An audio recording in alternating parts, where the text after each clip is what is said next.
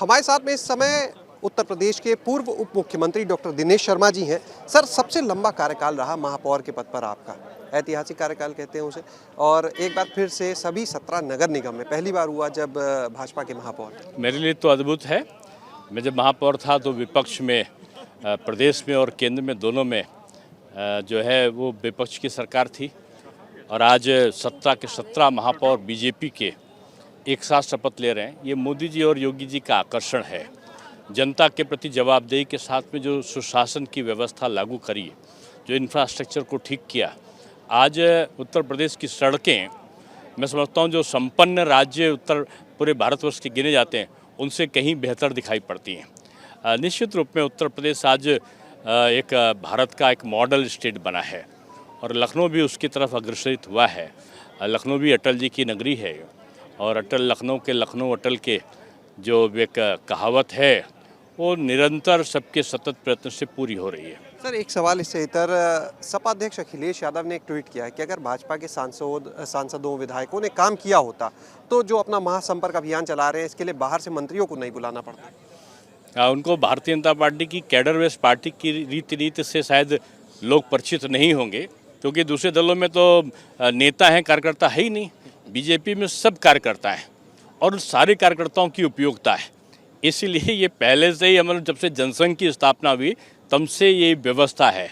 इस प्रकार से जो विपक्ष हर चीज़ में कमी ढूंढता है उसको अपनी कमी ढूंढना चाहिए कि निरंतर वो कम क्यों होता जा रहा है।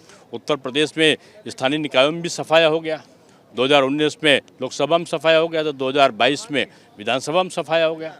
हमारा कैडर बेस्ड पार्टी है और उसके अनुसार हम काम करते हैं। एक आखिरी सवाल, नए संसद भवन के साथ ही चर्चा हो रही है सेंगोल की, जो एक प्रतीक है सत्ता के हस्तांतरण का। अखिलेश यादव ने ट्वीट किया कि जो सेंगोल सत्ता के हस्तांतरण का प्रतीक है, लगता है भाजपा को अंदाजा हो गया जाने वाली है सत्ता सौंपने का। अभी तो ज्ञान ही नहीं है लोगों को भारत के इतिहास की, कि जो परंपराएं थीं सनातन से अगर जुड़ी रहीं तो उसको कांग्रेस सरकार ने कभी पूरा नहीं किया, और एक मान्यता जो परंपरा चली आती थी उसका पालन नहीं किया।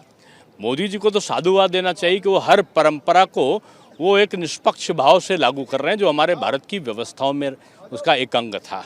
अब आपने यहाँ देखा भी शपथ लिया, राजदंड है कि नहीं है? तो ये राजदंड इस बात का मानक है कि राजा ही सबसे बड़ा नहीं है, राजा के ऊपर भी एक राजदंड है। ये इसका महत्व है। और एक सिंबल जो होता है हस्तांतरण का, वो हमारी परंपराओं का अंग है।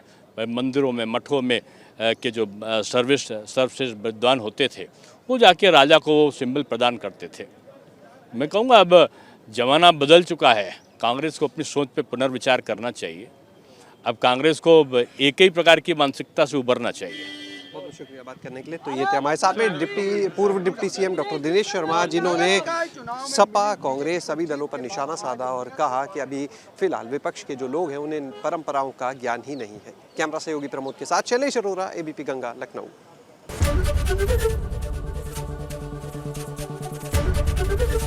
एबीपी गंगा, खबर आपकी, जुबान आपकी।